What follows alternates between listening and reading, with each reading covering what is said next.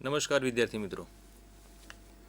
ધોરણ 10 વિજ્ઞાન પ્રકરણ 6 જૈવિક ક્રિયાઓ. આ પ્રકરણના બાયસેગના પ્રસારણમાં આપ સૌનું હાર્દિક સ્વાગત છે. વિદ્યાર્થી મિત્રો, જીવ વિજ્ઞાનનું આ પ્રકરણ છે જેના વિશે થોડી ઘણી માહિતી, પ્રાથમિક માહિતી આપણે ધોરણ 9ની અંદર મેળવી ચૂક્યા છીએ. ધોરણ 9ની અંદર કોષ, પેશી એને લગતી કેટલીક બાબતોથી આપણે માહિતગાર થઈ ચૂક્યા છીએ. સાથે સાથે આપણે એ પણ જાણીએ છીએ કે સજીવ અને નિર્જીવ વચ્ચેનો ભેદ શું છે, કોને સજીવ કહીશું અને કોને નિર્જીવ કહીશું. આ તફાવત બેઝિક બંનેની વચ્ચે શું રહેલો છે એના વિશે પણ આપણે થોડી ઘણી માહિતી અગાઉના ધોરણની અંદર મેળવીને આવ્યા છીએ. એક સામાન્ય પ્રશ્ન તમને પૂછવામાં આવે જે શીખ્યા છીએ એના આધારે કે તમે કોને સજીવ કહેશો અને કોને નિર્જીવ કહેશો. તો વિદ્યાર્થી મિત્રો, કદાચ એવો આપણને જવાબ મળે સામેથી, તમે એવું કહેશો કે સર, જે સજીવો હલનચલન કરે છે, જે સજીવો મૂવમેન્ટ કરે છે એ સજીવો એને આપણે સજીવ કહીશું. મતલબ કે હલનચલન કરવાવાળા જે છે એ સજીવ છે અને જે હલનચલન નથી કરતા એને આપણે નિર્જીવ કહીશું.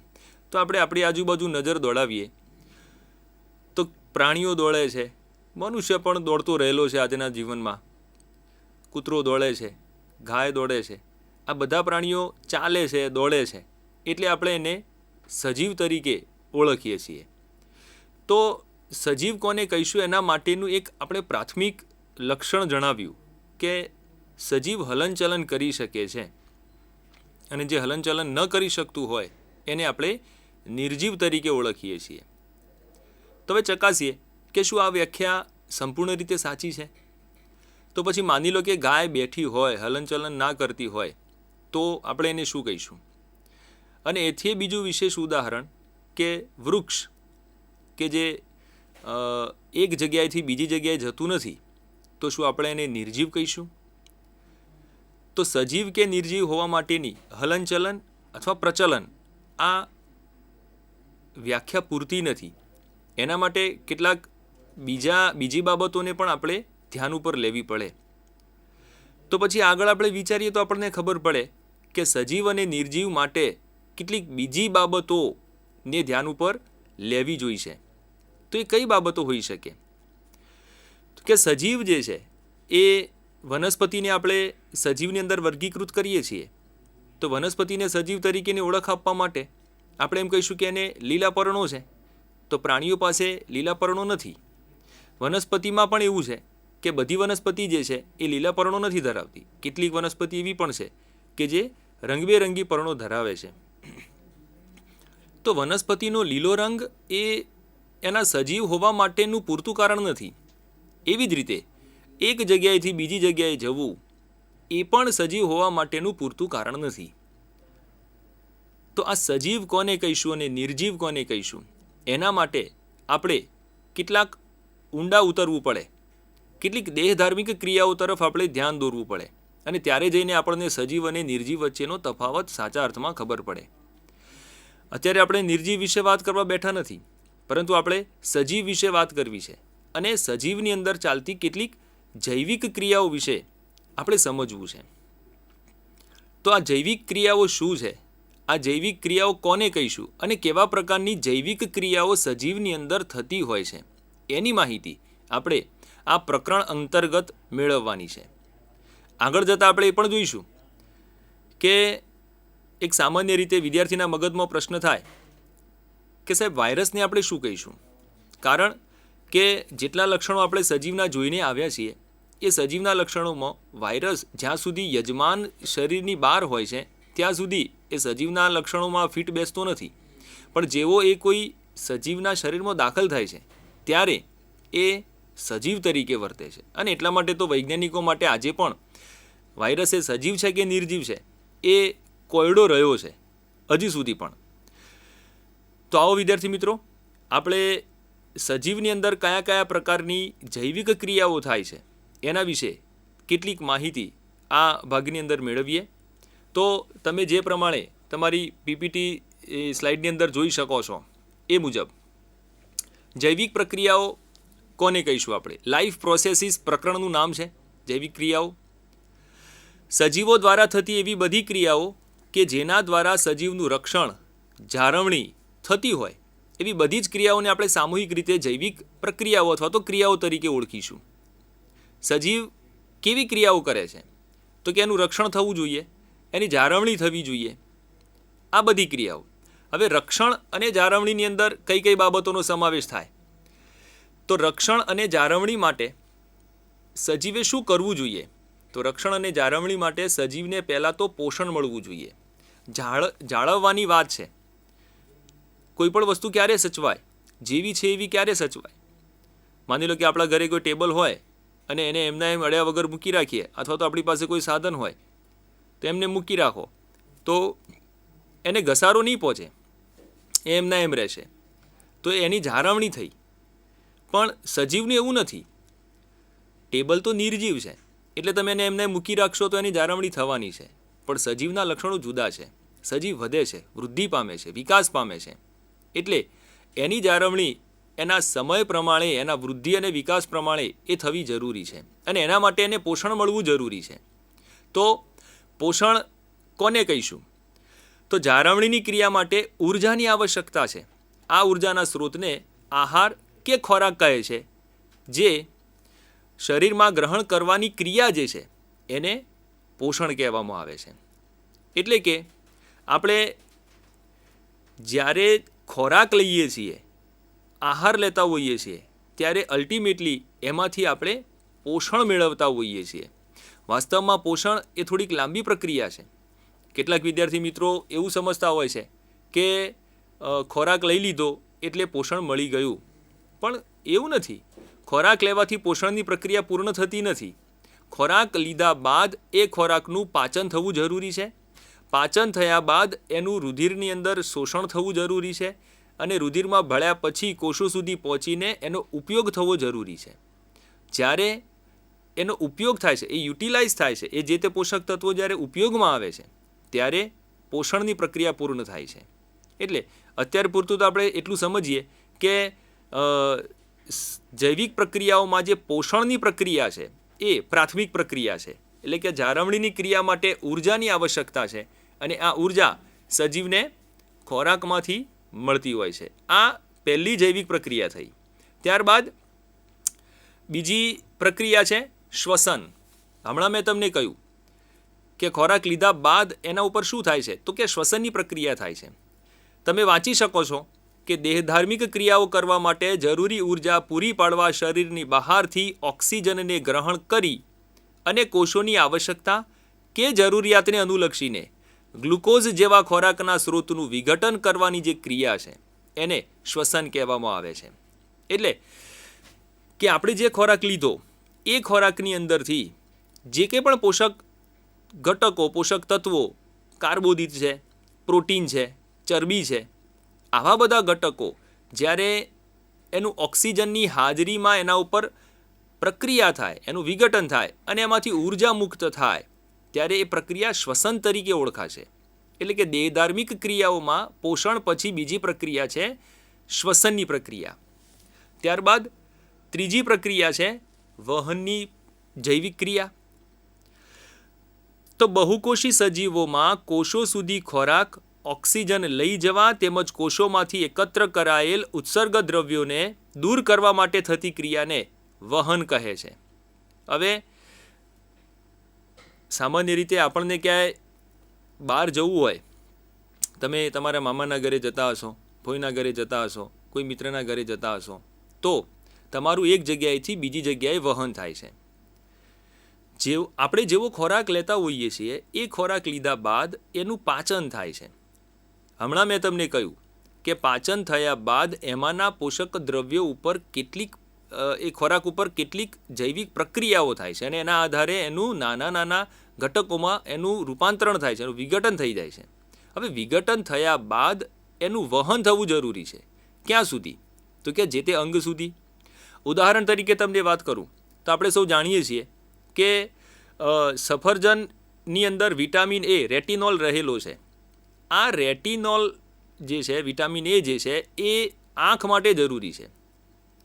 તો આપણે સફરજન ખાઈએ, એનું પાચન થાય, એની અંદર રહેલા ઘટકોનું વિઘટન થાય અને સરળ સ્વરૂપમાં એ ફેરવાય, ત્યારબાદ લોહીમાં થઈને એ આંખ સુધી પહોંચશે અને આંખને પોષણ આપશે. તો અહીં આગળ વહનની વાત આવી કે પોષક ઘટકોને જરૂરી યોગ્ય અંગ સુધી લઈ જવા માટે આપણા શરીરમાં વહન અને પરિવહન આવી ક્રિયાઓ થતી હોય છે, જે જૈવિક ક્રિયા છે, જે માત્ર સજીવની અંદર થતી હોય છે. સાથે સાથે ઉત્સર્ગ દ્રવ્યો, આપણે જ્યારે પોષણ મેળવતા હોઈએ છીએ ત્યારે કેટલાક ઉત્સર્ગ દ્રવ્યો પણ ઉત્પન્ન થતા હોય છે. આ ઉત્સર્ગ દ્રવ્યોને પણ શરીરમાંથી બહાર નિકાલ કરવો જરૂરી છે. તો જ્યાં આગળ ઉત્સર્ગ દ્રવ્યો પેદા થયા છે ત્યાં આગળથી એમને શરીરની બહાર મોકલવાના માર્ગ સુધી લઈ જવા માટે પણ એ ઉત્સર્ગ દ્રવ્યોનું વહન થવું જરૂરી છે. આપણે શ્વાસ લઈએ છીએ, શ્વાસ લઈએ એટલે કે હવા ફેફસામાં ભરતા હોઈએ છીએ. આ હવાની અંદર રહેલો ઓક્સિજન એ કોષો સુધી વહન થવો જરૂરી છે. તો અહીંયા આગળ પણ વહન નામની ક્રિયા થાય છે. એટલું જ નહીં, પણ કોષોની અંદર શ્વસનની ક્રિયા બાદ ઉત્પન્ન થયેલો જે કાર્બન ડાયોક્સાઇડ છે, CO2 જે છે, એ પણ પાછો ફેફસા સુધી પહોંચવો જરૂરી છે. લોહીમાં ભળીને ફેફસા સુધી પહોંચશે. એટલે કે રુધિર જે છે એક માધ્યમ બને છે વહન કરાવડાવવાનું. શું વહન કરાવડાવવાનું? તો કે પોષક દ્રવ્યો, ઉત્સર્ગ દ્રવ્યો, ઓક્સિજન અને કાર્બન ડાયોક્સાઇડ જેવા શ્વસન વાયુઓનું વહન કરાવવા માટેનું માધ્યમ બને છે. તો વિદ્યાર્થી મિત્રો, આ ત્રીજી જે છે જૈવિક ક્રિયા એ છે વહન. આ ત્રણ ક્રિયાઓ, પોષણ અને શ્વસન અને વહન, આ 3 ક્રિયાઓ જે છે એ સજીવની અંદર થાય છે. આગળની જે ચોથી પ્રક્રિયા છે એ છે ઉત્સર્જન. હમણાં મેં તમને વાત કરી કે શરીરમાંથી જે ઉત્સર્ગ દ્રવ્યો છે એને વહન કરાવડાવવાની ક્રિયા જે છે એને ઉત્સર્જનની ક્રિયા કહેવામાં આવે છે. એ વહન સાથે જ સંકળાયેલી ક્રિયા છે. એટલે કે વહન અને ઉત્સર્જન આ બંને એકબીજાના, જેને બંનેને આપણે જોડી દઈએ તો વહન પરિવહન એવું આપણે કહી શકીએ. વહન એટલે લઈ જવું અને પરિવહન એટલે લઈ જવું અને લાવવું, આ બંને.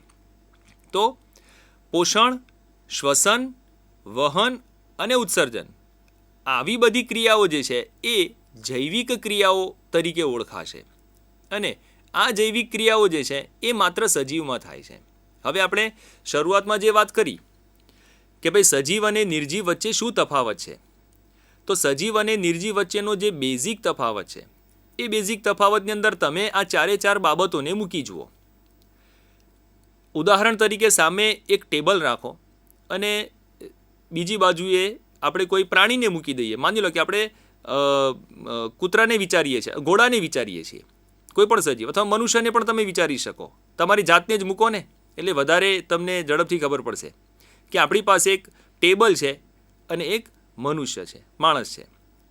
તો 4 બાબતોને અનુલક્ષીને તમે ટેબલ અને મનુષ્યનો વિચાર કરી જુઓ તો તમને સમજાશે કે સજીવ અને નિર્જીવમાં શું તફાવત છે અને કોને આપણે સજીવ કહીશું અને કોને આપણે નિર્જીવ કહીશું. તો જે સજીવ હશે એને પોષણ જોઈશે. ટેબલને ખાવા જોઈતું નથી, પણ માણસને ખાવા માટે જોઈએ છે. તમને જમવા માટે ખોરાક જોઈએ છે. ટેબલને શ્વસન જેવી પ્રક્રિયા કરવાની કોઈ આવશ્યકતા નથી, કારણ કે એને ઊર્જાની જરૂર નથી. જ્યારે તમને એટલે કે મનુષ્યને, આપણને ઊર્જાની જરૂર છે. ઊર્જાની જરૂર છે એટલે આપણને પોષણ મળવું જોઈએ, શ્વસન થવું જોઈએ અને એમાંથી ઊર્જા મળશે. ત્રીજી વસ્તુ કે ભાઈ વહન, પરિવહન અથવા તો ઉત્સર્જન. તો આ ક્રિયાઓ ટેબલની અંદર જોવા મળતી નથી, કારણ કે ટેબલનો વૃદ્ધિ અને વિકાસ થતો નથી. જ્યારે સજીવમાં, મનુષ્યમાં, આપણી અંદર વહન થાય છે, ઉત્સર્જન થાય છે, પરિવહન થાય છે. આ ક્રિયાઓ આપણા શરીરની અંદર થતી હોય છે. શરૂઆતની અંદર જે વાત કરી હતી આપણે કે હલનચલનની, તો વનસ્પતિને આપણે સજીવ કહેવું કે નહીં હલનચલનના અનુસંધાનમાં, તો વનસ્પતિને આ 4 મુદ્દાઓના અનુસંધાનમાં તમે વિચારી શકો ખરા? વનસ્પતિને પોષણની જરૂર પડે? તો કે હા, વનસ્પતિને પોષણની જરૂર પડે, કારણ કે એનો વૃદ્ધિ અને વિકાસ, જેનો વૃદ્ધિ અને વિકાસ થાય છે એને ખોરાકની જરૂર પડે છે, એટલે કે એને પોષણની જરૂર પડે છે. અને જેને પોષણની જરૂર પડતી હોય તો એને ઊર્જાની જરૂર પડે છે, એના માટે એને શ્વસનની ક્રિયા કરવી પડશે. તો કે પોષણ, અને શ્વસન, આ બંને ક્રિયાઓ એની અંદર થાય છે. પછી વહન, તો વનસ્પતિની અંદર વહન થાય છે, વિચારી જુઓ. અને વહન થાય છે તો શાનું થાય છે? તો કે વનસ્પતિ જમીનમાંથી પાણી અને પાણીમાં ઓગળેલા દ્રાવ્ય ક્ષારોને શોષે છે. એટલું જ નહીં, પણ હવામાંથી કાર્બન ડાયોક્સાઇડ વાયુનો ઉપયોગ કરે છે. એટલે કે એક જગ્યાએથી મૂળથી પર્ણ સુધી કે પર્ણથી મૂળ સુધી કે એના ટોચ સુધી, એના ફળ સુધી, આખા વનસ્પતિ શરીરની અંદર એને વહન કરાવડાવવું પડે છે. અને ધોરણ 9ની અંદર આપણે વસ્તુ શીખીને આવ્યા છીએ કે વનસ્પતિમાં વહન વાહક પેશીઓ જે છે એ જલવાહક પેશી અને અન્નવાહક પેશી આવેલી છે. અને ઉત્સર્જન, તો વનસ્પતિની અંદર ઉત્સર્જન પણ થાય છે. એની અંદર પણ કેટલાક નકામા પદાર્થો ઉદ્ભવતા હોય છે. આ નકામા પદાર્થોને એને પોતાના બોડીમાંથી બહાર કાઢવા માટે ઉત્સર્જન તંત્ર એણે વિકસાવેલું છે. તો આ 4 બાબતો જે થઈ, એ 4 બાબતોના અનુસંધાનમાં તમે કોઈ પણ ને મૂકી જુઓ, કોઈ પણ ઘટકને મૂકી જુઓ અને પછી નક્કી કરો કે આ સજીવ છે કે નિર્જીવ. ટૂંકમાં જૈવિક ક્રિયાઓ માત્ર સજીવની અંદર જોવા મળે છે, નિર્જીવની અંદર જૈવિક ક્રિયાઓ જોવા મળતી નથી. હવે આગળ વધીએ. તમે જોઈ શકો છો કે પોષણ, સૌથી પહેલાં આપણે વાત કરી હતી પોષણ વિશે. હવે આપણે થોડાક પોષણને ઊંડા ઉતરીને થોડોક સમજવા માટેનો પ્રયત્ન કરીએ. તમે વાંચી શકો છો કે શરીરની પ્રવર્તમાન સ્થિતિ જાળવી રાખવા, રક્ષણ કરવા, વૃદ્ધિ, વિકાસ, પ્રોટીન સંશ્લેષણ, આ બધા જેવી ક્રિયાઓમાં ઉર્જાની જરૂરિયાત હોય છે. અગાઉ મેં તમને હમણાં કહ્યું એ પ્રમાણે આ વાતને ફરીથી આપણે રિપીટ નહીં કરીએ અને આગળ વધીશું કે શરીરની જે સ્થિતિ જાળવવાની છે, જાળવણી કરવાની છે શરીરની, એ કેવી રીતના કરવાની છે. તો એ જાળવણી કરવા માટે એને શું કરવું પડશે? ખોરાક જોઈશે. રક્ષણ કરવા માટે પણ એને ખોરાક જોઈશે. ઇમ્યુનિટી પાવર વધારવા માટે, વૃદ્ધિ કરવા માટે પણ એને પોષણની જરૂર પડશે, ખોરાકની જરૂર પડશે. વિકાસ માટે પણ જરૂર પડશે. અને પ્રોટીન સંશ્લેષણ માટે જે ઉર્જા છે, એકચ્યુઅલી આ બધી જ ક્રિયાઓ માટે ઉર્જાની આવશ્યકતા છે અને એના માટે એને ખોરાક એટલે કે પોષણ જોઈશે. આ એક તમને નીચે ફોટોગ્રાફ્સ બતાવ્યો છે કે આપણો ખોરાક શું છે અથવા શું હોઈ શકે છે એમ. તો આપણે ખોરાકની અંદર તમે જુઓ છો કે દાળ, ભાત, શાક, રોટલી, આ બધા ખોરાક તરીકે અનાજ, ધાન્ય આપણે લેતા હોઈએ છીએ. દૂધ છે, દહીં છે, કે બધું પણ સાથે મીઠાઈ પણ છે. એ વસ્તુઓ ખોરાક તરીકે આપણે લેતા હોઈએ છીએ. બીજી વસ્તુઓ છે શાકભાજી, કે જેની અંદરથી આપણને પ્રોટીન અને વિટામિન્સ મળવાના છે. એ જ રીતે ફળની અંદરથી પણ આપણને પ્રોટીન, વિટામિન, કાર્બોદિત મળવાના હોય છે. એટલે કે ખોરાકના જે ઘટકો છે, જે આપણને રોજિંદા ખોરાકમાંથી મળતા હોય છે, એ કયા છે? તો કે કાર્બોદિત, પ્રોટીન, ચરબી, વિટામિન્સ, પાણી અને ક્ષાર. આ બધા આપણા રોજિંદા પોષણના પોષક તત્વો, આ પોષક તત્વો છે જે આપણને ખોરાકમાંથી પ્રાપ્ત થતા હોય છે. આગળ વધીએ તો પ્રશ્ન એવો છે કે સજીવો પોતાનો ખોરાક કેવી રીતે પ્રાપ્ત કરે છે? હવે દરેક સજીવ જે છે એનો પોતાનો ખોરાક પ્રાપ્ત કરવા માટેની પદ્ધતિ જુદી જુદી હોય છે. દરેકની, કારણ કે દરેકની જરૂરિયાત સામાન્ય હોતી નથી, એક સરખી જરૂરિયાત નથી. હા, કેટલીક બેઝિક જરૂરિયાતો જે છે એ સમાન હોય છે, વૃદ્ધિ, વિકાસ અને ઉર્જા માટેની. પણ સજીવે આપણને થોડોક ફેર હોય છે. એટલે કે એની પૂર્તતા કરવા માટે જે ખોરાક મેળવવાની એની પદ્ધતિઓ છે પ્રાપ્ત કરવાની, એ ભિન્ન ભિન્ન રીતોથી થતી હોય છે. બાકી એની સામાન્ય બેઝિક જરૂરિયાત તો સમાન રહેવાની છે, પોષણ મેળવવાની અને એમાંથી ઉર્જા મેળવવાની. જેમ કે કેટલાક સજીવો અકાર્બનિક સ્ત્રોતોમાંથી કાર્બન ડાયોક્સાઇડ અને પાણીના સ્વરૂપમાં સરળતમ પદાર્થો પ્રાપ્ત કરે છે, જે સ્વયંપોષી સજીવો છે. ઉદાહરણ તરીકે લીલી વનસ્પતિ અને કેટલાક જીવાણુ. સ્વયંપોષી સજીવો વિશે આપણે હમણાં થોડીક વાર પછી આગળ ચર્ચા કરવાના છીએ, એટલે વધારે અહીંયા આગળ આપણે ઊંડાણપૂર્વક એની વાત નહીં કરીએ, પણ ખાલી તમે અત્યારે એટલું સમજી શકો કે એવા સજીવો કે જે અકાર્બનિક સ્ત્રોતો, એમાંથી કાર્બન ડાયોક્સાઇડ, પાણી એને મેળવે છે, પ્રાપ્ત કરે છે, કોઈ પણ રીતે પ્રાપ્ત કરે. જમીનમાંથી પાણી પ્રાપ્ત કરશે, હવામાંથી કાર્બન ડાયોક્સાઇડ પ્રાપ્ત કરશે અને એ મેળવ્યા પછી એ પોતાનો ખોરાક જાતે બનાવશે, એટલે કે એમાંથી પોષણ મેળવશે. આ બધા સજીવો જે છે એ સ્વયંપોષી સજીવો છે. આગળ પછી એની વ્યાખ્યા આપણે થોડીક એને બ્રીફલી આપણે જોઈશું, જેમ કે લીલી વનસ્પતિ અને કેટલાક જીવાણુ જે છે તે. બીજા કેટલાક સજીવો એવા છે કે જે જટિલ પદાર્થોનો ઉપયોગ કરે છે અને એને સરળ પદાર્થોમાં વિઘટન કે એનું વિખંડન કરી દેતા હોય છે સજીવ શરીરની બહાર, અને ત્યારબાદ એનું શોષણ કરતા હોય છે. એટલે આ બીજા સજીવો. અને ત્રીજી વસ્તુ છે વિષમપોષી સજીવો અસ્તિત્વ ટકાવી રાખવા પ્રત્યક્ષ કે પરોક્ષ રીતે એ સ્વયંપોષી સજીવો પર આધારિત છે, જેમ કે પ્રાણીઓ અને ફૂગ. તો વિદ્યાર્થી મિત્રો, તમે જુઓ છો કે દરેક સજીવો જે છે એ પોષણ મેળવતા હોય છે, પણ પોષણ મેળવવાની એમની પદ્ધતિ જુદી છે અને એના આધારે એમને સ્વયંપોષી કે પરપોષી તરીકે આપણે વિષમપોષી અથવા તો પરપોષી તરીકે આપણે વિભાજિત કરતા હોઈએ છીએ. અલ્ટિમેટલી જરૂરિયાત સ્વયંપોષી સજીવ હોય કે વિષમપોષી સજીવ હોય, એમની જરૂરિયાત તો જે છે એ પોષણ પ્રાપ્ત કરવાની છે, મતલબ કે પોતાનું અસ્તિત્વ ટકાવી રાખવું છે, વૃદ્ધિ અને વિકાસ કરવો છે, અને એના માટે એને પોષણની આવશ્યકતા રહે છે. એ વાત જુદી છે કે એનો રસ્તો જુદો જુદો હોઈ શકે છે પોષણ માટેના ખોરાક પ્રાપ્ત કરવા માટેનો. આગળ વધીશું.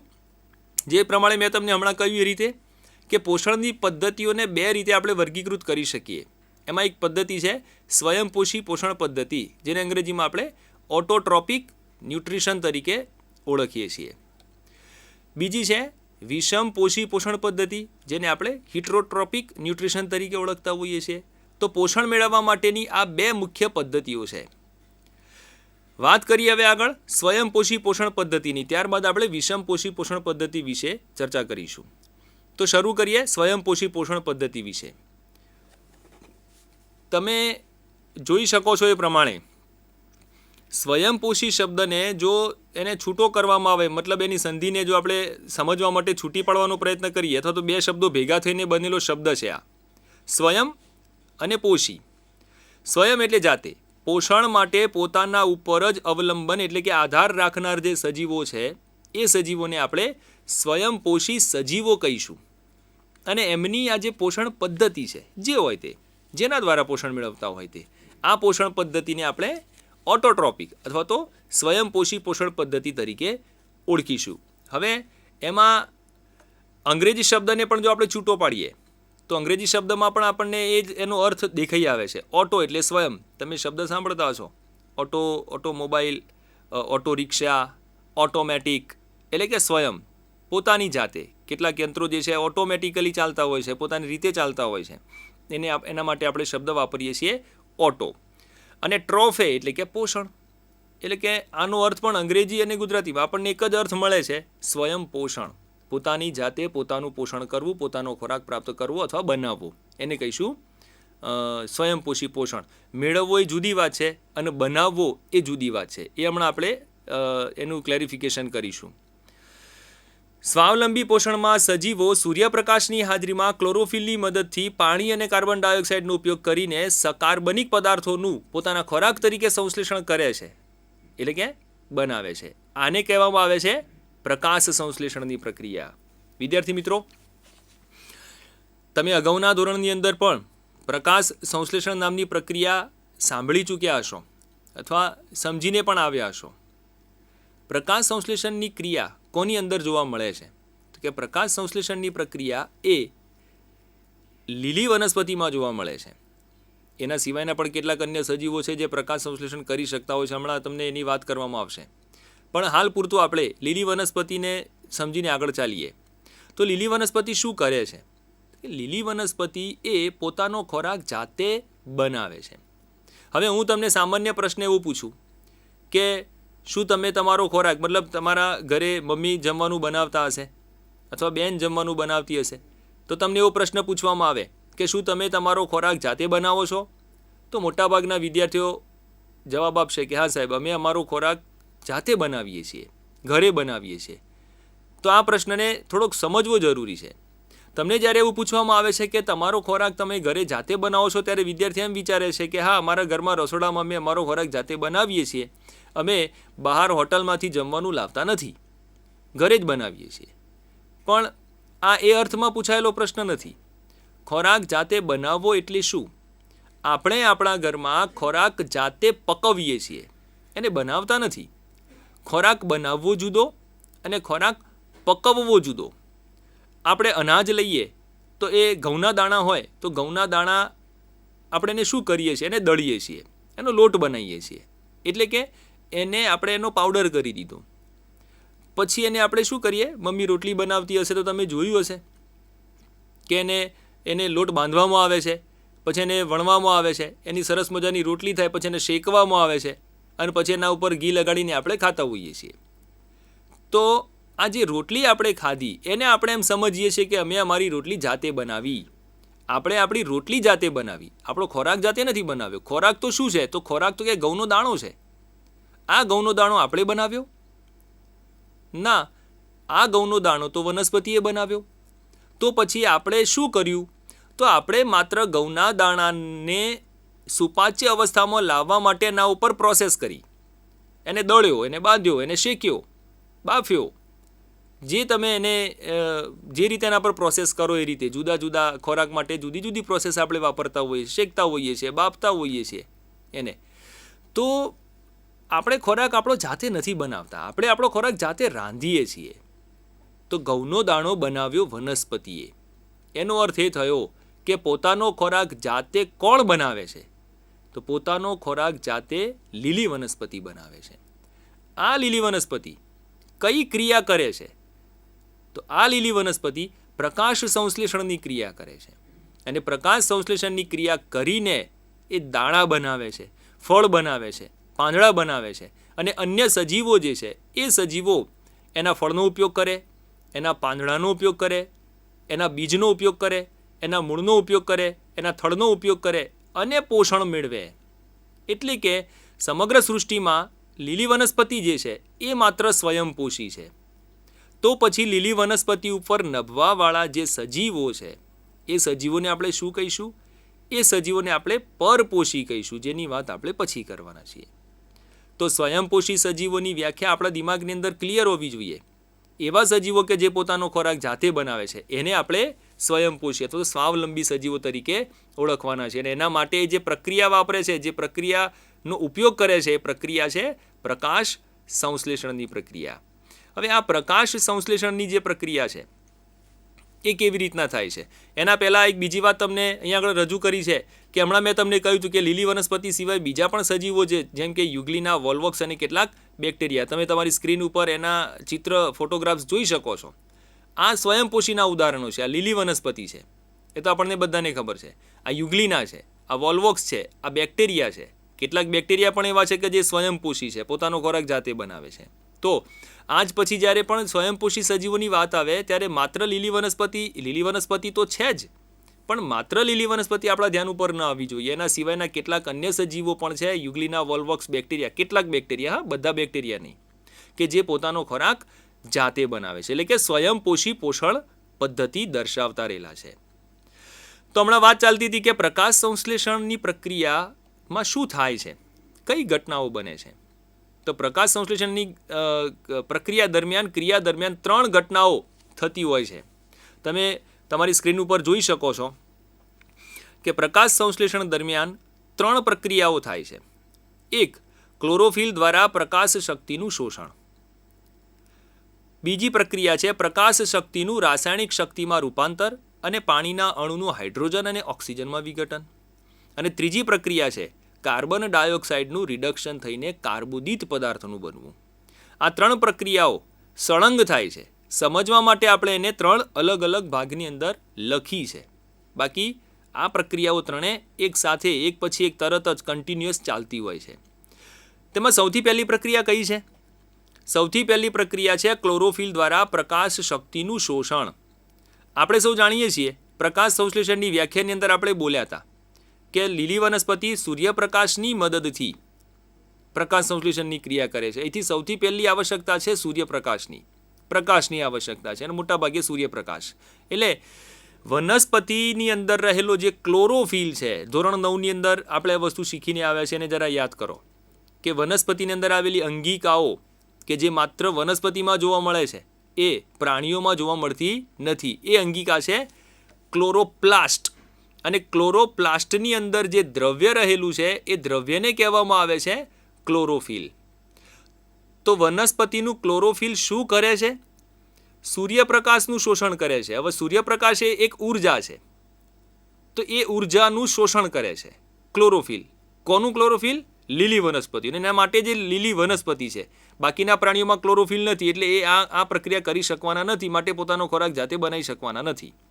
તો લીલી વનસ્પતિનો ક્લોરોફિલ પ્રકાશ શક્તિનું શોષણ કરે છે. આ પહેલી ઘટના પ્રકાશ સંશ્લેષણ માટે અને અતિ આવશ્યક ઘટના. આના સિવાય પ્રકાશ સંશ્લેષણ ચાલુ થઈ શકે નહીં. ત્યારબાદ બીજી જે ઘટના આવે છે એ પ્રકાશ શક્તિનું રાસાયણિક શક્તિમાં રૂપાંતર. તો પ્રકાશ શક્તિ શોષ્યા પછી એનું શું થાય છે? તો કે એનું રાસાયણિક શક્તિમાં રૂપાંતરણ થવાનું છે. એ રાસાયણિક શક્તિ કઈ? તો જે કાર્બોદિત બનશે એ રાસાયણિક શક્તિ છે, એ અંતિમ પદાર્થ છે, અંતિમ નિપજ છે. એટલે પ્રકાશ શક્તિનું, અને એટલું જ કાર્બોદિત એ અંતિમ નિપજ છે, એના સિવાય વચ્ચે પણ પ્રકાશ સંશ્લેષણમાં જુદા જુદા પદાર્થો બનતા રહે છે. એ તમે આગળના ધોરણની અંદર 11 કે 12 સાયન્સની અંદર તમે જશો ત્યારે તમે એને થોડીક વધારે ડીપની અંદર એને સમજવાના છો. એટલે કે લીલી વનસ્પતિએ પ્રકાશ શક્તિનું શોષણ કર્યું. ત્યારબાદ, અને અહીંયા આગળ જો આપણે ઉર્જા શબ્દ વાપરીએ તો વધારે જલ્દી આપણને ખબર પડશે કે લીલી વનસ્પતિએ જે પ્રકાશીય ઉર્જા પ્રાપ્ત કરી એ ઉર્જાને રાસાયણિક ઉર્જામાં રૂપાંતરણ કરે છે. અને પાણી ક્યાંથી શોષ્યું એણે પાણી? તો કે જમીનમાંથી. આ પાણીના અણુઓનું એ હાઇડ્રોજન અને ઓક્સિજનની અંદર વિઘટન કરે છે. આ બીજી ઘટના.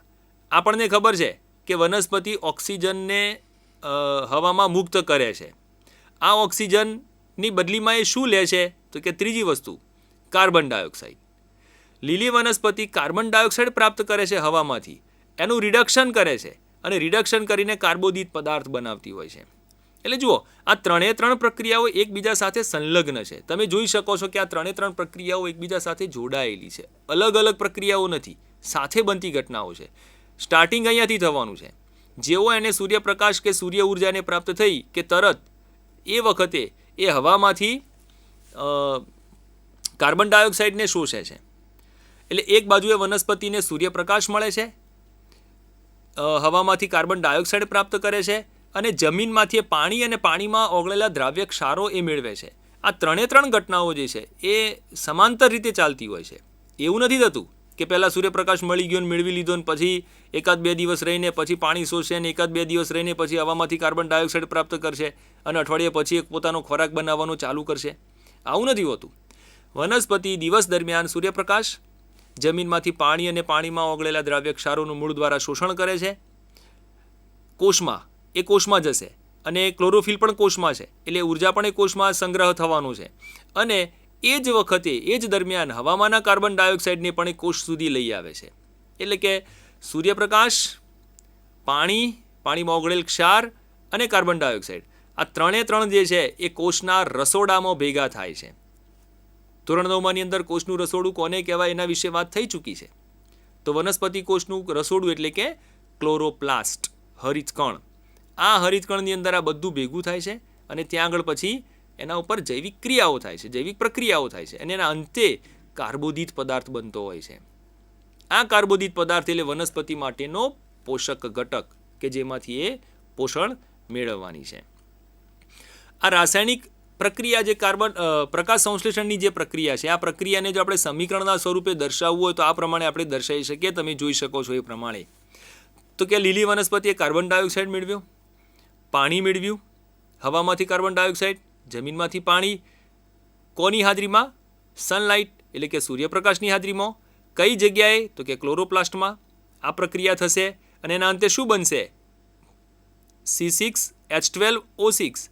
આ ગ્લુકોઝનું અણુસૂત્ર છે, જે આપણે આગળ શબ્દ લખ્યો કાર્બોદિત, એ આ કાર્બોદિત છે. અને મુક્ત શું કરે છે? પાણી અને ઓક્સિજન આ મુક્ત કરે છે. એટલે વનસ્પતિએ મેળવ્યું શું? કાર્બન ડાયોક્સાઇડ, અને છૂટું અને મુક્ત શું કર્યું? ઓક્સિજન. એટલે કે લીલી વનસ્પતિ કાર્બન ડાયોક્સાઇડ પ્રાપ્ત કરે છે, ઓક્સિજન મુક્ત કરે છે, અને બનાવે છે શું? તો કે કાર્બોદિત. આ કાર્બોદિતનો ઉપયોગ એ ક્યાં કરવાની છે?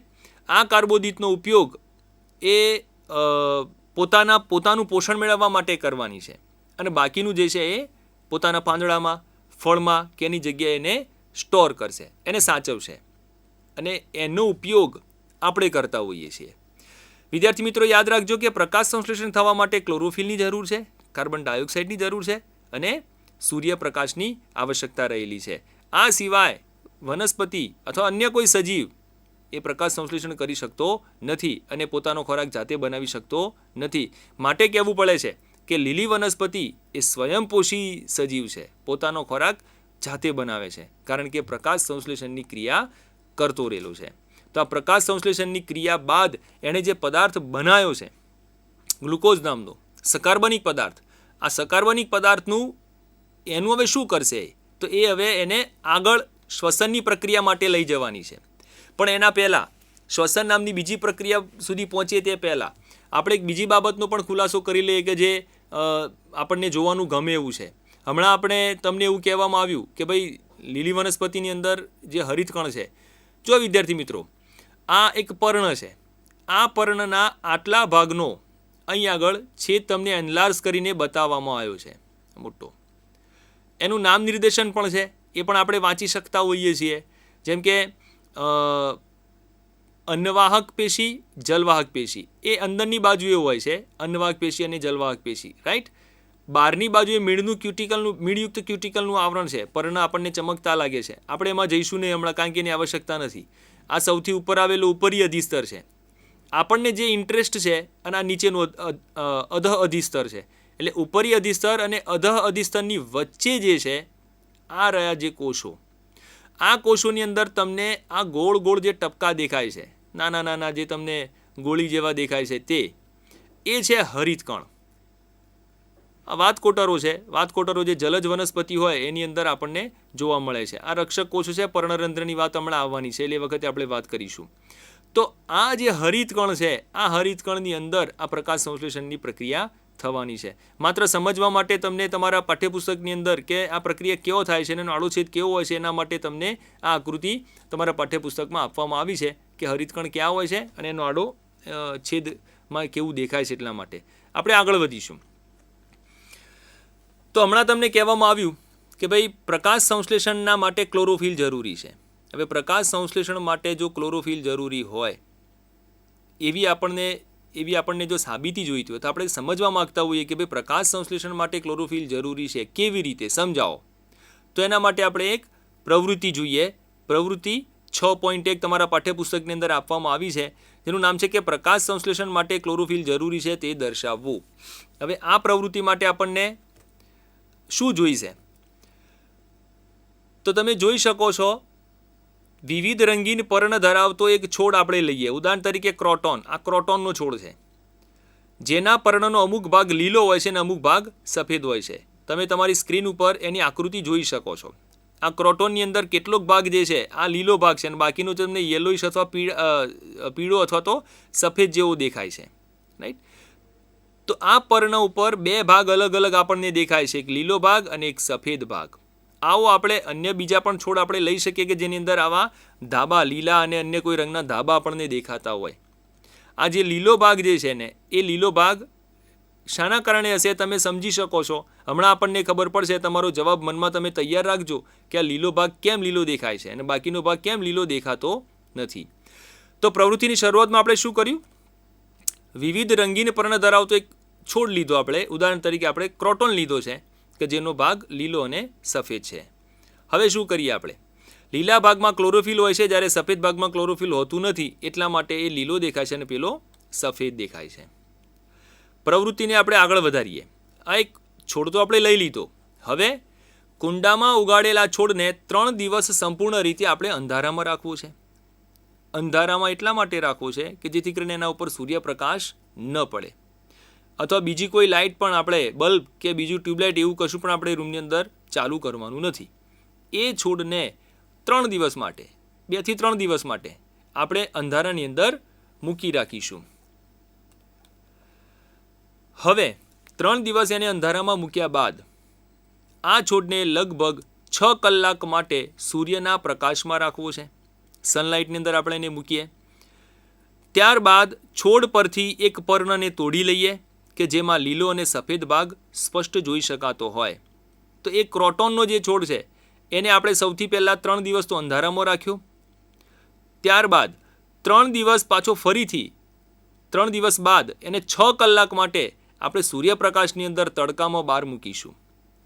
આટલું કર્યા પછી એના ઉપરથી એક પર્ણને આપણે તોડી લઈએ કે જેની ઉપર આપણને સફેદ અને લીલો ભાગ સ્પષ્ટ જોઈ શકાતો હોય, દેખી શકાતો હોય એવો. હવે આગળ આ જે પર્ણ આપણે લીધું છે એ પર્ણના લીલા ભાગને આપણે અંકિત કરી દઈએ, એટલે કે ટ્રેસ કરી દઈએ, દોરી લઈએ.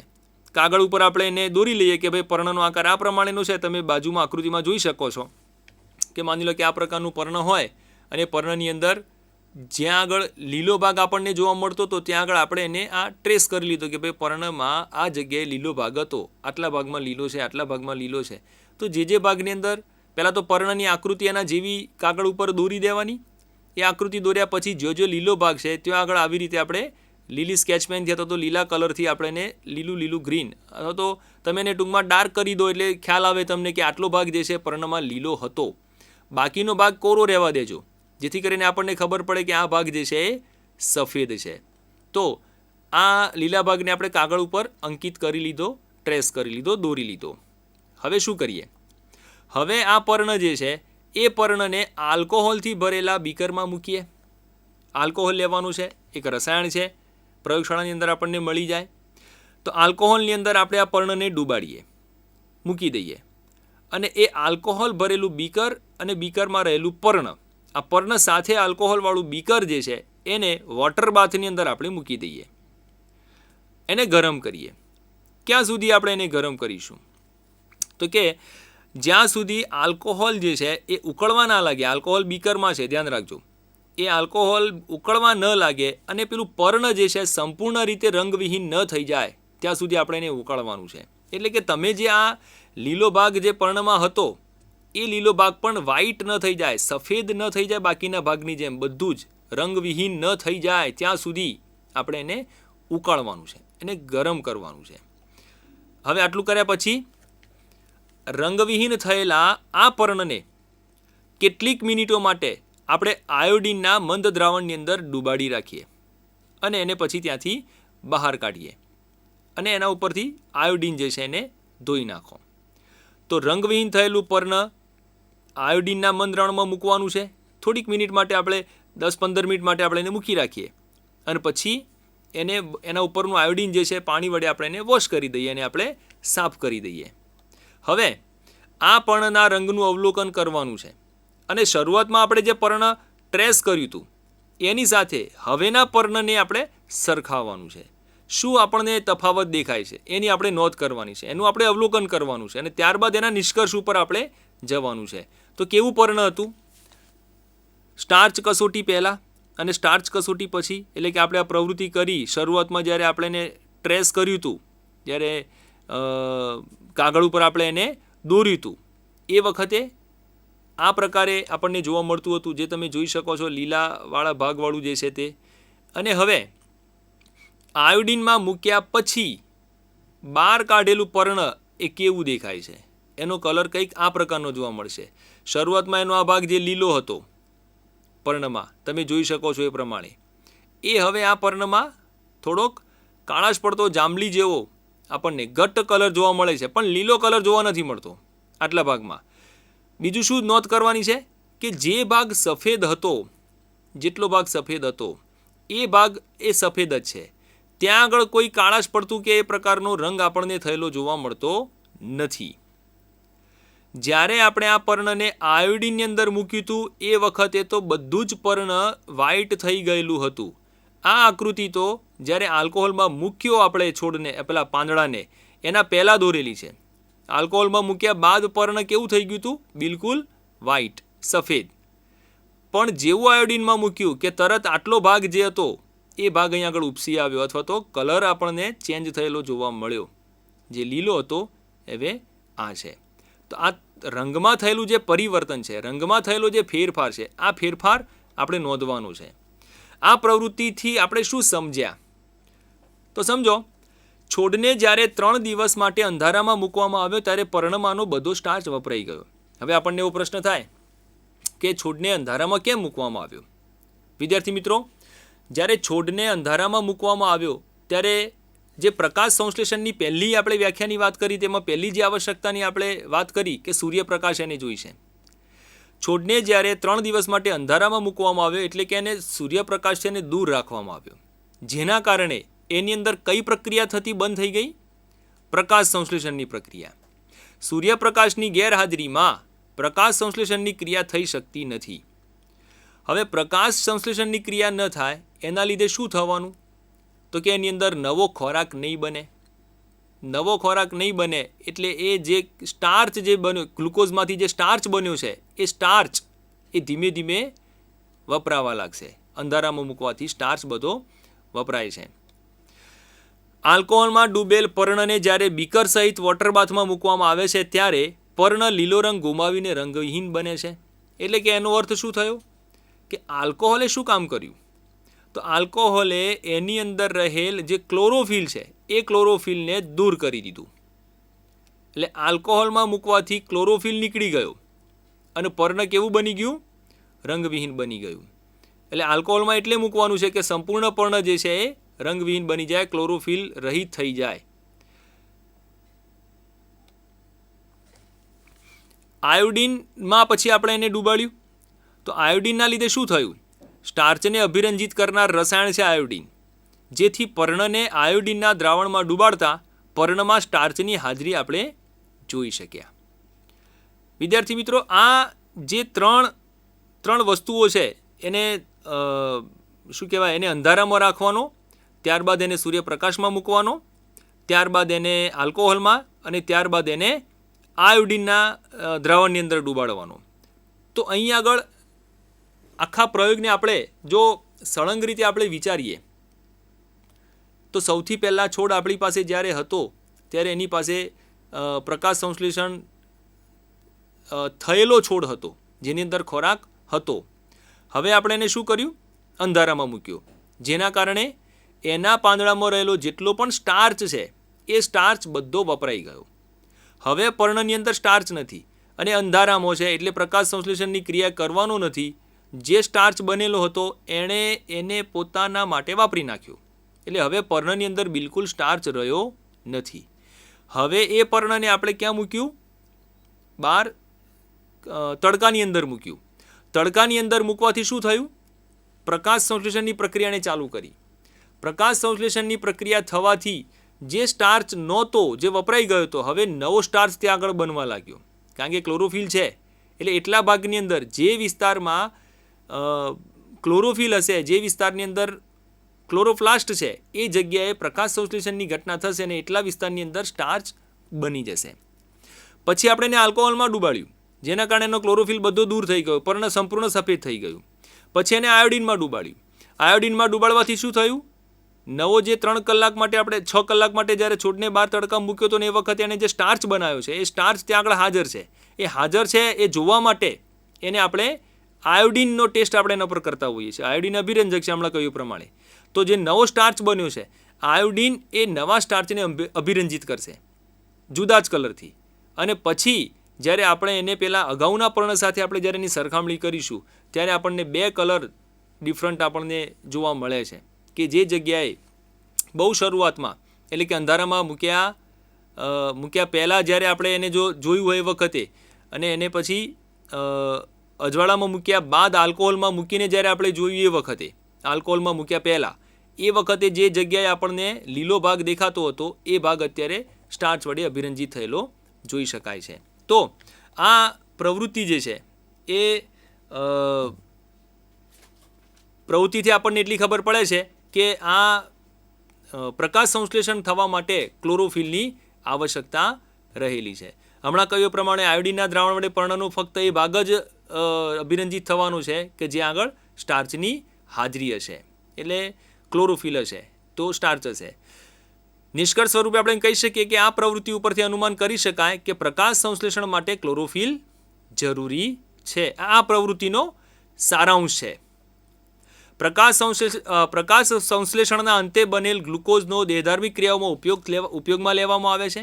જ્યારે વધારાનો ગ્લુકોઝ જે છે એ સંગ્રહિત ખોરાક તરીકે સ્ટાર્ચ સ્વરૂપે એ સંગ્રહ થતો હોય છે, જેનો એ ઉપયોગ ન કરવાનો હોય એવો. તો વિદ્યાર્થી મિત્રો, આ સેશનની અંદર આપણે એટલી વસ્તુ સમજી શક્યા કે સજીવો જે છે એ જીવવા માટે કેટલીક દેહધાર્મિક ક્રિયાઓ કરે છે. આ ક્રિયાઓ માત્ર સજીવની અંદર જોવા મળે છે. સજીવ પોષણ મેળવવા માટે જુદી જુદી પદ્ધતિ અપનાવે છે. એ પૈકીની પદ્ધતિઓ સ્વાવલંબી અને પરાવલંબી પોષણ પદ્ધતિ, જેમાંથી આપણે આજે સ્વાવલંબી પોષણ પદ્ધતિ વિશેની કેટલીક વાત કરી. એમાં પ્રકાશ સંશ્લેષણની ક્રિયા, પ્રકાશ સંશ્લેષણની વ્યાખ્યા એ આપણે જોઈ અને પ્રકાશ સંશ્લેષણ માટે શું જરૂરી છે એ પૈકી સૂર્યપ્રકાશ જરૂરી છે, ક્લોરોફિલ જરૂરી છે, કાર્બન ડાયોક્સાઇડ જરૂરી છે, પાણી જરૂરી છે. એ પૈકી ક્લોરોફિલ જરૂરી છે એ સમજાવતી આપણે પ્રવૃત્તિ જોઈ અને એના આધારે આપણે એટલું સમજી શક્યા કે પ્રકાશ સંશ્લેષણ થવા માટે ક્લોરોફિલની આવશ્યકતા છે. જો ક્લોરોફિલ હશે તો સજીવ પોતાનો ખોરાક જાતે બનાવશે અને જો ક્લોરોફિલ નહીં હોય તો એ પોતાનો ખોરાક જાતે બનાવી શકવાનો નથી. તો આજના સેશનમાં આપણે આટલી વાત કરીને આ સેશનને પૂરું કરીએ છીએ. નેક્સ્ટ આગળની વાત જે છે કે ભાઈ પ્રકાશ સંશ્લેષણ માટે બીજા શાની જરૂર છે અને પરાવલંબી પોષણ પદ્ધતિ શું છે એના વિશે આપણે વાત કરીશું. તો આજના સમય માટે અત્યારે મને રજા આપશો. આપ સૌનો ખૂબ ખૂબ આભાર. ધન્યવાદ.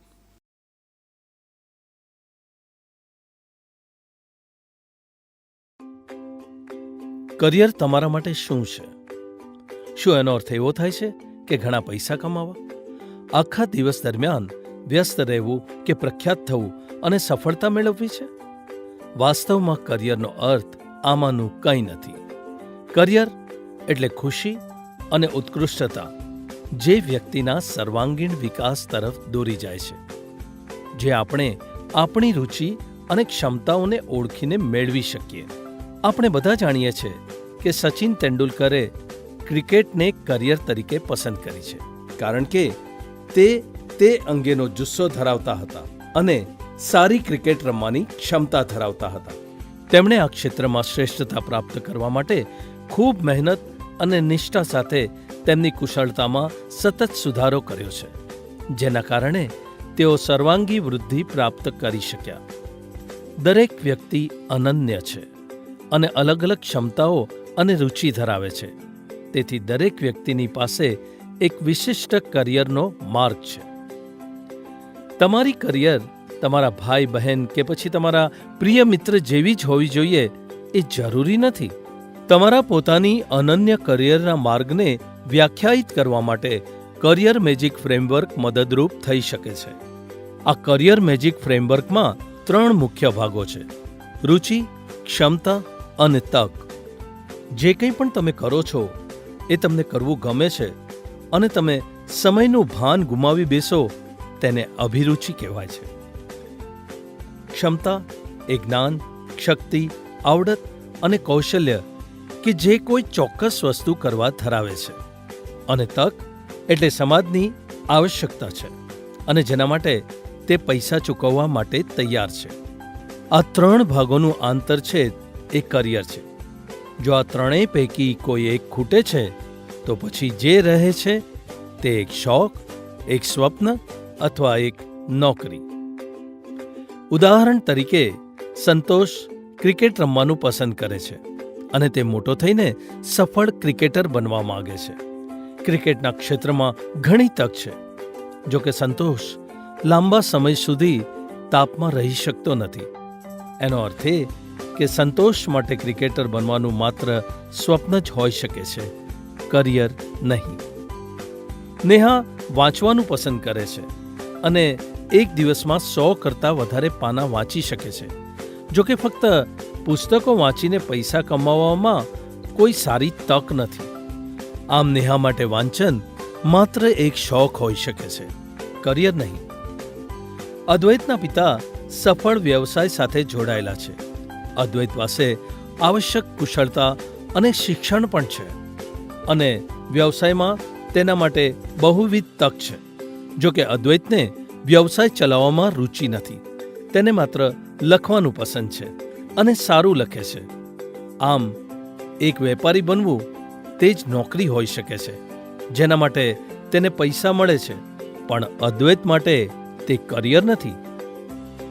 મોહન ખેતી પસંદ કરે છે અને ઘણી વખત તેના મિત્રના ખેતરમાં લાંબા કલાકો સુધી કામ કરે છે.